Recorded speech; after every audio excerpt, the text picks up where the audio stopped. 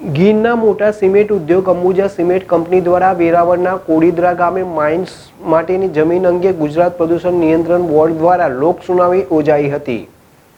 ગીરના મોટા સિમેન્ટ ઉદ્યોગો અંબુજા સિમેન્ટ કંપની દ્વારા વેરાવળના કોડીદરા ગામે માઇનસ માટેની જમીન અંગે ગુજરાત પ્રદૂષણ નિયંત્રણ બોર્ડ દ્વારા લોકો સુનાવણી યોજાઈ હતી।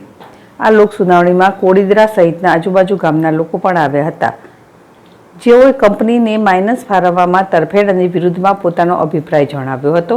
કુલ 5 અરજીઓ જુદા જુદા માધ્યમ દ્વારા મળી હતી, જેને મિનિટ્સમાં સમાવેશ કરાયો હતો। તો કુલ 51 લોકો દ્વારા રજૂઆત કરવામાં આવી હતી, જેમાં કંપનીની તરફેણમાં મહત્તમ લોકોએ પોતાનો મત દર્શાવ્યો હતો। કંપની દ્વારા પોતાના AI રિપોર્ટમાં જણાવ્યું હતું કે સૂચિત માઇન્સની 10 કિલોમીટરની ત્રિજ્યામાં કોઈ નેશનલ પાર્ક કે મરીન પાર્ક નથી આવતો, એટલે વન્યજીવો કે વન્ય સંપદાને કોઈ જ નુકસાન પહોંચશે નહીં।